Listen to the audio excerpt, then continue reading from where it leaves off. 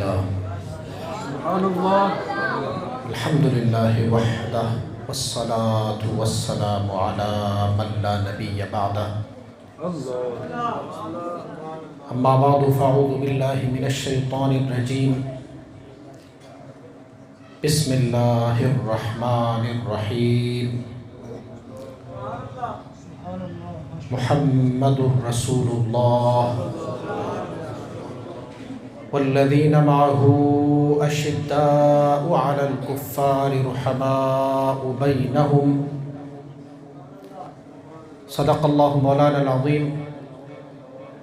وصدق رسوله النبي الحبيب الكريم الأمين ونحن على ذلك لمن الشاهدين والشاكرين والحمد لله رب العالمين. اللهم صل على سيدنا وحبيبنا وشفيعنا ومولانا محمد وعلى آل سيدنا ومولانا محمد وبارك وسلم عليه. درود پاک پڑھیے. الصلاة والسلام علیکہ یا سیدی یا رسول اللہ وعلى آلك وأصحابك يا سيدي يا حبيب الله. الصلاة والسلام عليك يا شفيع المذنبين وعلى آلك وأصحابك يا رحمة للعالمين. حاضرین احتشام، علماء کرام، مشائخ اعظام، بانی محفل، میرے عزیز دوستوں ساتھیوں، اللہ کریم کی بارگاہ عالیہ میں دعا ہے کہ اللہ کریم حضور سیدنا ابو بکر صدیق رضی اللہ تعالیٰ عنہ کی بارگاہ عالیہ میں ہماری آج کی اس بزم کو قبول و منظور فرمائے اور رب کائنات رفیق غار و رفیق بازار کی نظر عنایت اور شفقت ہم سب پر بھرپور عطا فرمائے.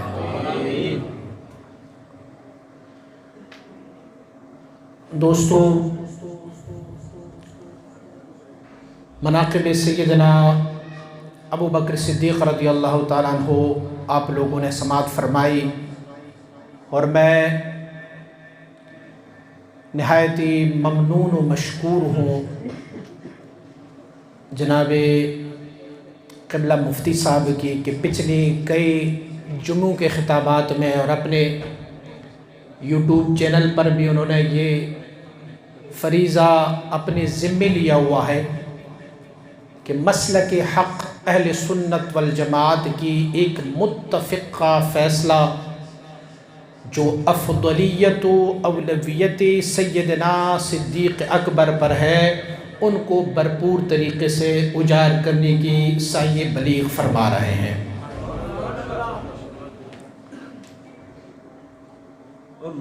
بدقسمتی یہ ہو گئی ہے کہ اگر صحابہ کی فضیلت کو بیان کرو تو پھر انگلیاں اٹھ کے نام ناسبی رکھا جاتا ہے اور فضائل اہل بیت ذکر کرو تو انگلیاں اٹھتی ہے کہ شاید روافض میں سے ہے. فضیلت سیدنا ابو بکر صدیق رضی اللہ تعالیٰ عنہ جیسے مسلم مسئلے کو اجاگر کرنے کی کوشش کرو تو دعویٰ یہ کرتے ہیں کہ سیدنا علی کی دشمن ہے اور سیدنا علی کرم اللہ وجہہ کی فضائل اور مناقب بیان کرو تو پھر فتویٰ یہ لگ جاتا ہے کہ یہ تو اہل روافض میں سے ہو گیا. لیکن اہل سنت والجماعت کا عقیدہ قبلہ مفتی صاحب ابھی ارشاد فرما رہے تھے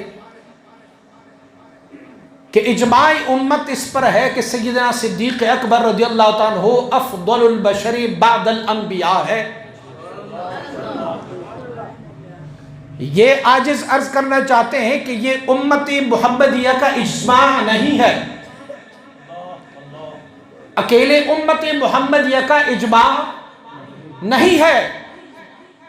امتی محمدیہ کی اجماع میں حضور علماء کرام کو معلوم ہے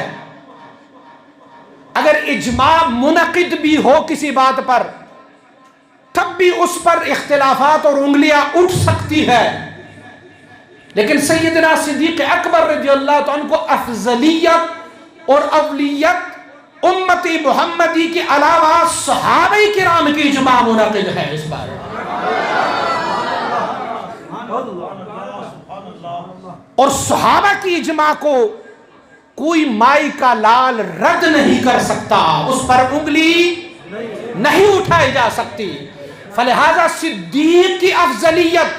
اور صدیق کی اولویت میرے اور آپ کے 2022 میں رہنے والوں کا اجماع نہیں ہے، وہ تو قرون اولا میری کریم آقا کی موجودگی میں صحابہ کرام کا اجماع ہے، اور حضور کے ہوتے ہوئے اجماع منعقد ہو جائے تو اس پر مہر نبوت بھی ثبت کیا جا سکتا ہے۔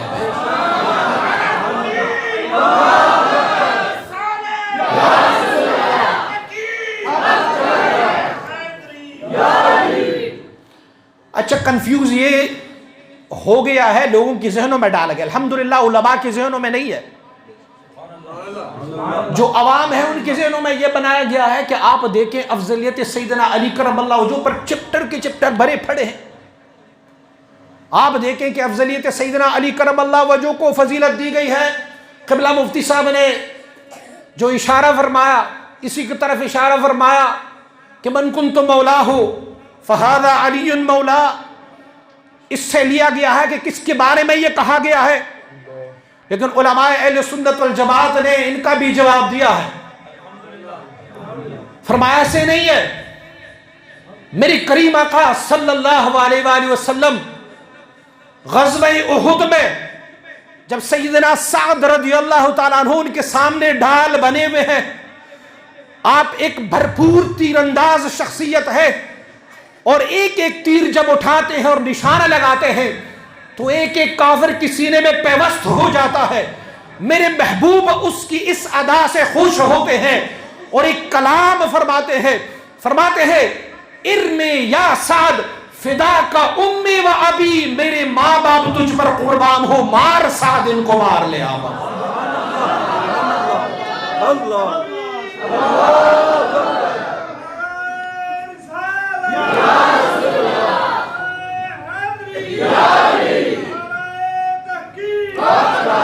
گلی گلی نگر نگر گلی گلی نگر نگر گلی گلی نگر نگر صافیہ نقشبندیہ، گلی گلی نگر نگر ابو بکر نگر نگر گلی گلی علی علی، ہم سننی ہے، گلی گلی نگر نگر نگر نگر گلی گلی علی علی گلی گلی نگر نگر نگر نگر گلی گلی تاجدار ختم نبوت پیر ارچی مبارک زندہ باد، پیر ارچی مبارک زندہ باد۔ تو آپ بتائیں کہ صحابہ کرام رضوان اللہ علیہم اجمعین کو سیدنا ابو بکر صدیق، سیدنا عمر فاروق، سیدنا عثمان غنی، سیدنا علی المرتضی، عشرہ مبشرہ، طلحہ زبیر، ابو ہریرہ، عباد اللہ ثلاثہ، عبداللہ ابن عمر، عبداللہ ابن مسعود، عبداللہ ابن عباس، حضور کے اپنے چچا حضرت عباس، حضور کے اپنے چچا حمزہ، کسی بھی صحابی کو حضور نے اتنا بڑا لقب دیا ہے کہ میرے ماں باپ تجھ پر قربان۔ صحابہ کیا کرتے ہوتے تھے کہ جب کریم آقا کسی بات کا حکم فرماتے، کوئی ارشاد فرماتے، تو آگے سے جواب یہ تھا فدا کا امی و ابی یا رسول اللہ، ہماری ماں باپ آپ سے قربان ہو یا رسول اللہ، لیکن کریم آقا سعد رضی اللہ تعالیٰ عنہ کو فرماتے ہیں میری ماں باپ تجھ پر قربان ہو سعد۔ کہیں کسی اور صحابی کو یہ لفظ کہا ہے؟ نہیں کہا کسی اور صحابی۔ تو پھر کیا ہونا چاہیے؟ پھر یہ تو ہونا چاہیے کہ سعد کو فضیلت حاصل ہو ابو بکر پر بھی رضی اللہ تعالیٰ عنہ، سعد کو فضیلت حاصل ہونی چاہیے عمر، عثمان، علی، عباد اللہ ثلاثہ، تمام صحابہ کرام پر سعد کو فضیلت حاصل ہونی چاہیے، لیکن ایسا نہیں ہے۔ اس لیے نہیں ہے کہ اس کو کہتے ہیں فضیلت جزئی، اور جزئی فضائل میں بہت سارے لوگوں کو بہت ساروں پر فضیلت حاصل ہوگی۔ مجھے اللہ کے فضل و کرم سے عربی آتی ہے، پشتو آتی ہے، فارسی آتی ہے، انگلش بول سکتا ہوں، ٹرکش بول سکتا ہوں، سندھی زبان آتی ہے، پنجابی بول سکتا ہوں، بلوچی سمجھتا ہوں، جانتا ہوں، لیکن فرینچ زبان نہیں جانتا۔ ہو سکتا ہے میرے دوستوں ساتھیوں میں کوئی ایسا بندہ ہو کہ بھلے وہ عالم بھی نہ ہو لیکن ان کے ان ساری زبانوں کے علاوہ فرینچ زبان بھی آتی ہو، وہ فرینچ زبان میں بولے، تو میں کہتا ہوں اس بندے کو مجھ پر فضیلت ہے، لیکن یہ فضیلت جو ہے وہ کلی نہیں ہے، جزئی فضیلت ہے ان کو۔ اب کلی فضیلت اگر ہے تو کلی فضیلت میرے اور آپ کے امام سیدنا صدیق اکبر رضی اللہ تعالیٰ عنہ کو ہے۔ میں دلائل میں نہیں آتا کہ دلیل بتاؤں آپ کو، دلائل ماشاءاللہ مفتی صاحب نے آپ سب کو بتائے، اس لیے میں صرف اپنی امام مجدد الفسانی رحمۃ اللہ علیہ کا ایک قول آپ کے سامنے پیش کرنا چاہوں۔ مجدد رحمۃ اللہ علیہ فرماتے امت کی اتفاق اس بات پر آ چکی ہے کہ اگر آپ نے کسی کی عقیدے کو جانچنا ہونا کہ یہ بندہ عقیدے اس میں کیسا ہے، آج کل دور ہو گیا نا، کنفیوز پیدا کیا گیا ہے۔ میں تو کہتا ہوں اپنے ساتھیوں کو اکثر و بیشتر کہ ہماری تو اذانوں میں بھی کنفیوز آ گیا، لوگوں کے ذہنوں میں ڈالا گیا۔ نمازوں میں کہتے ہیں رفع الیدین کرو، وہ کہتے ہیں نہ کرو، کہتے ہیں ہاتھ یہاں باندھو، نہ باندھو، نماز پڑھیں تو پھر امام کے پیچھے فاتحہ پڑھو، نہ پڑھو، آمین بالجہر۔ ہمارا کون سا جز ہے دین و ایمان اسلام کا جس میں ہمارے اندر خلل نہیں ڈالی گئی ہے؟ لیکن مجدد رحمت اللہ تعالی نے فرمایا اس پر بڑا کنفیوز ہے کہ فضیلت ہے صحابہ کرام کو یا اہل بیت اطہار کو۔ مجدد رحمت اللہ تعالی فرماتے ہیں اہل بیت اطہار کی محبت اسلام کا ایک جز ہے، اسلام کا جز ہے، اس سے کسی چھوٹے بچے کو بھی انکار نہیں ہے۔ جب بھی اہل بیت اطہار کا نام آئے گا بڑے بڑوں کا سر خم ہوتا جائے گا، لیکن فرماتے ہیں اہل سنت والجماعت کے عقیدے کو جانچنا ہو تو اہل بیت اطہار کی نہیں، صحابہ کرام کے بارے میں ان کا نظریہ جانو۔ اگر صحابہ کے بارے میں ان کا نظریہ ٹھیک ہے ہم اسے اہل سنت ماننے کو تیار ہے، اور اگر صحابہ کے بارے میں ان کا نظریہ غلط ہے تو ہم اسے رافضی تو کہہ سکتے ہیں، مسلمان اور سنی نہیں کہہ سکتے۔ میں مکتوبات شریف اپنے ساتھ لے کے آیا تھا، میں نے کہا اس موضوع پہ میں کروں، لیکن ٹائم چون کے بہت میں معذرت خواہ ہوں کہ میں کہیں دور چلا گیا تھا تو وہیں سے آ رہا ہوں۔ تو مجدد رحمت اللہ تعالی آپ دیکھیں سیدنا امام حسین رضی اللہ تعالیٰ عنہ کے فضائل مسلم ہے، جگرگوشہ مصطفیٰ ہے، سید اہل شباب اہل الجنہ ہے۔ سیدنا امام حسین تو وہ ہے جن کے لیے مصطفیٰ کریم اپنی سیزوں کو لمبا فرما رہے ہیں، عبادت ہو رہی ہے رب کی لیکن اب مرضی چل رہی ہے حسین کی، اس میں کوئی شک نہیں ہے۔ آپ بھی مانتے ہیں، میں بھی مانتا ہوں، وہ بھی مانتے ہیں، کالے بھی مانتے ہیں اور سفید بھی مانتے ہیں، سارے اس بات کو مانتے ہیں، مسلم ہے سیدنا امام حسین۔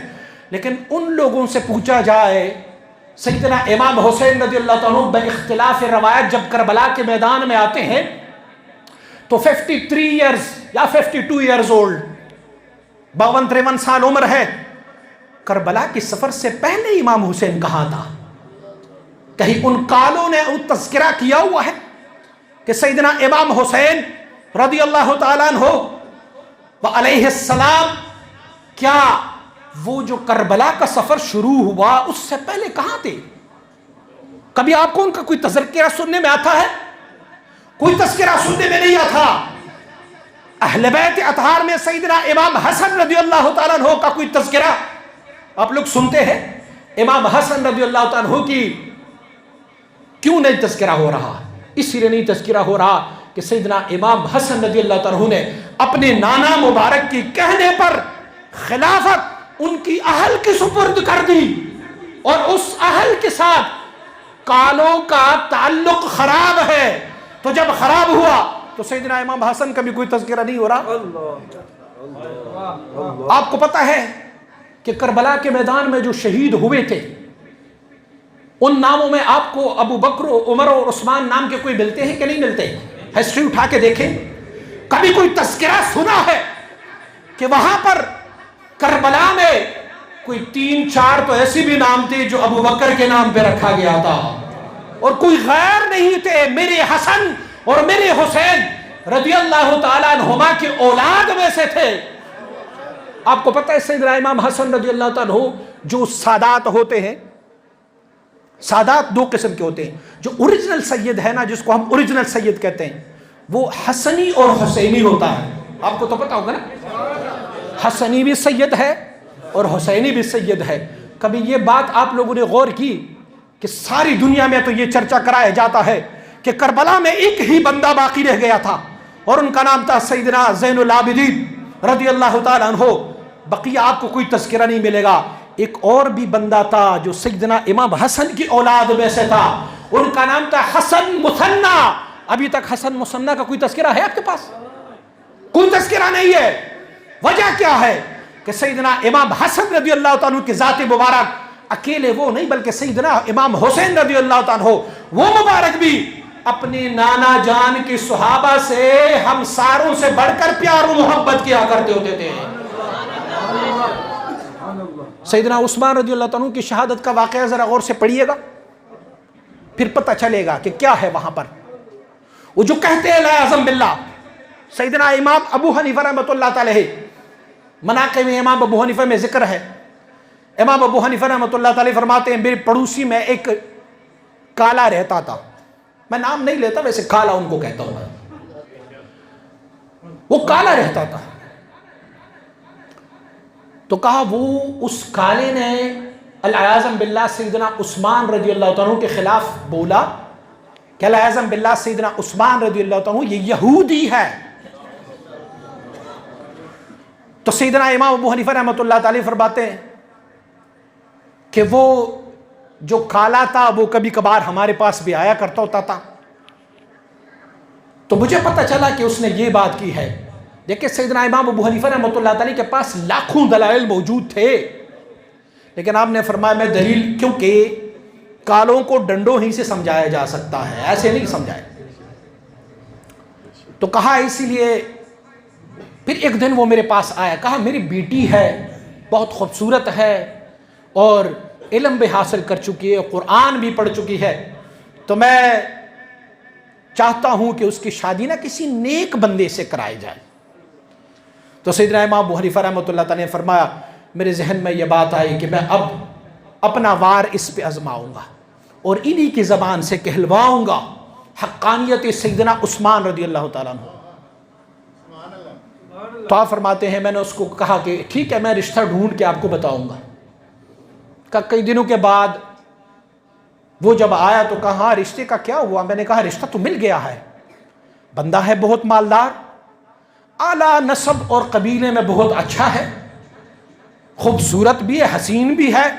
اپنا گھر ہے، اپنا بزنس، اپنی تجارت، سارا کچھ ہے، لیکن اس میں ایک خامی ہے۔ کیا خامی ہے؟ میں نے کہا وہ یہودی ہے۔ تو کہنے لگے تو بڑا اچھا مسلمانوں کا امام ہو گیا، میں اس حسن کو خاک میں مارتا ہوں، میں اس حسن پہ تھوکتا ہوں، اس مال پہ تھوکتا ہوں، جو یہودی ہو میری بیٹی کی یہودی سے شادی ہو جائے۔ امام صاحب فرماتے ہیں میں نے اس کو کہا واہ تو اپنی بیٹی کی شادی کسی یہودی سے نہیں کرنا چاہتے اور سید المرسلین اپنی بیٹی کی 2 بیٹیوں کی شادی کسی یہودی سے کرائے۔ اللہ اللہ، نعرہ تکبیر، نعرہ رسالت، نعرہ تحقیق، نعرہ حیدری۔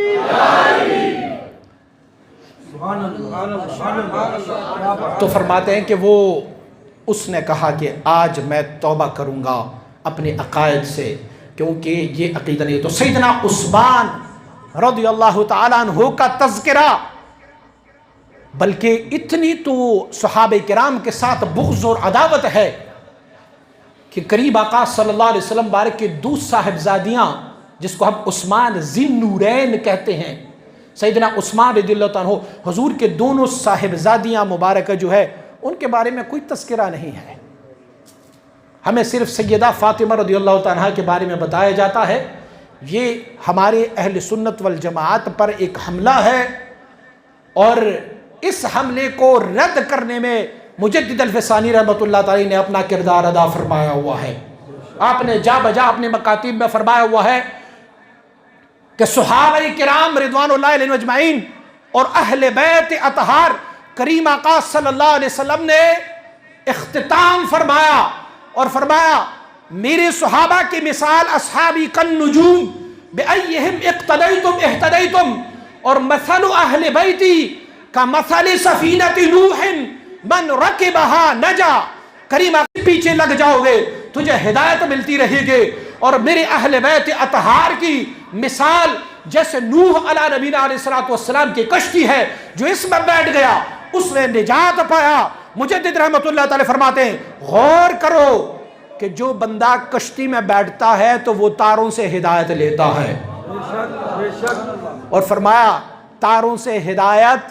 کشتی میں بیٹھنے والے لوگ ہی لیتے ہیں، تو اہل بیت اطہار کی کشتی میں بیٹھو گے اور صحابہ کرام نجوم سے ہدایت پاؤ گے تو تب یہ بحر تلاطم سے تمہاری کشتی ثابت نکلتی جائے گی۔ اور میں تو قبلہ مفتی صاحب کی اس بات کو تکرار کروں گا، میں کہوں گا کہ اجماع تو منعقد ہے، ٹھیک ہے، صحابہ کرام کا اجماع بھی منعقد ہے، تو مفتی صاحب نے جیسے فرمایا کہ افضلیت ابو بکر پر قرآن کی طرف سے بھی اشارے ملتے ہیں، اگر اس آیت شریف پر جو قبلہ مفتی صاحب نے تلاوت فرمائی ہے اس میں بھی حضور کے بعد اگر کسی کا مرتبہ ذکر کیا گیا ہے تو وہ صدیق اکبر کا مرتبہ ہے۔ آیت شریف پر اگر غور کریں تو علماء کرام میں سے جو اہل تصوف والے علماء ہوتے ہیں نا، وہ مغز قرآن کو لیتا ہے، وہ قرآن کی مغز کو لیتے ہیں، تو اہل محبت اور اہل تصوف نے یہ فرمایا ہوا ہے کہ ثانی اثنین، دونوں میں سے دوسرا، فرماتے ہیں وہ جو دو غار میں تھے اس میں سے میرے کریم آقا کی افضلیت میں تو کوئی شک نہیں ہے، لیکن اس افضل کے بعد ایک اور افضل ہے جو ہمارے اور آپ کی صدیق ہے، اور فرمایا کہ اذ ہما فی الغار اذ یقول لصاحبہ، آیت شریف کا ترجمہ کا اس وقت جب وہ اپنی صاحب سے ہم کلام ہو رہے تھے، اور فرمایا کہ لا تحزن ان اللہ معنا، فرمایا اپنی صاحب سے، حضرات مفسرین نے فرمایا دوسروں کی صحابیت تو ہمیں صحابی اور بخاری اور ابن ماجہ بتائیں گے، ابو داود بتائیں گے، صحیح مسلم بتائیں گے، مصنف ابن ابی شیبہ بتائیں گے، سیدنا صدیق اکبر کی صحابی ہونا میرے رب کا فرمان ہے، رب نے فرمایا کہ وہ صحابی ہے۔ اذ یقول لصاحبہ، یہ کہاں سے؟ مصاحب سے ہے، اور مصاحب صحابہ ہی کو، اور حضور نے تو اختتام فرمایا۔ یہ میں پچھلے دنوں ایک کلپ دیکھ رہا تھا تو اس میں سے ہمارے ایک ہے وہ جیلم کے جہنمی، وہ جہنمی کہہ رہا تھا کہ بہت سارے لوگوں کا یہ عقیدہ ہے کہ سیدنا ابو بکر صدیق رضی اللہ عنہ اعظم باللہ، ٹھیک ہے شروع میں ابتدا میں تو اس نے بڑی یہ کی وہ کی، دین کی بڑی خدمات کی، اور اس کے بعد جو ہے نا وہ بعد والے جو حالات ہوئے تھے تو صحابی اس کو کہتے ہیں جو حالت ایمان میں حضور کی زیارت سے مشرف ہو اور پھر اسی حالت ایمان میں وہ دنیا سے چلا بھی جائے، لیکن اگر حالت ایمان میں وہ دنیا سے نہیں جاتا تو اسے ہم صحابی نہیں مانتے۔ مسیلمہ کذاب تھے، دیکھو ابتدا میں کیا تھے، منافقین تھے، پھر بعد میں کیا ہوا ان ساروں کا؟ تو لوگوں کا اعتراض یہ ہے کہ علیہ اعظم باللہ سیدنا ابو بکر صدیق رضی اللہ تعالیٰ عنہ، علیہ اعظم باللہ، علیہ اعظم باللہ، آخر میں جو تھے نا وہ ختم ہوا۔ تو میں نے کہا حضور نے جب عشرہ مبشرہ کے بارے میں فرمایا ابو بکر فی الجنہ، عمر فی الجنہ، عثمان فی الجنہ، علی فی الجنہ، طلحہ فی الجنہ، زبیر فی الجنہ، تو اس کی اختتام بھی میرے کریم آقا نے فرمایا ایسے نہیں ہے، جب میں کہتا ہوں کہ وہ جنت میں ہے تو جنت تو ان لوگوں کا غلام ہے، تو ابو بکر ہمیشہ سے جنت میں رہے گا۔ مجد الفسانی رحمہ اللہ الباری نے اسی کی طرف اشارہ فرماتے ہیں کہ افضلیت و اولویت ابو بکر صدیق رضی اللہ تعالیٰ عنہ یہ قرآن کی اس نص سے ثابت ہے۔ آپ جتنے بھی محدثین فقہا گزرے نا ان سے پوچھئے گا کہ آپ استنباطات قرآن عظیم الشان سے یا احادیث طیبہ سے کیسے استنباطات کرتے ہیں؟ وہ آپ کو کہیں گے اشارت النص، دلالت النص، اقتضاء النص، صریح النص، اس سے ہم استدلال کرتے ہیں۔ بہت ساری ایسی چیزیں ہیں کہ جو اقتضاء النص میں ہے، بہت ساری چیزیں ہیں جو اشارت النص میں ہے، دلالت النص میں ہے یا صریح نص میں موجود ہے۔ میں کہتا ہوں ابو بکر صدیق رضی اللہ عنہ اشارت النص سے نہیں، دلالت النص سے نہیں،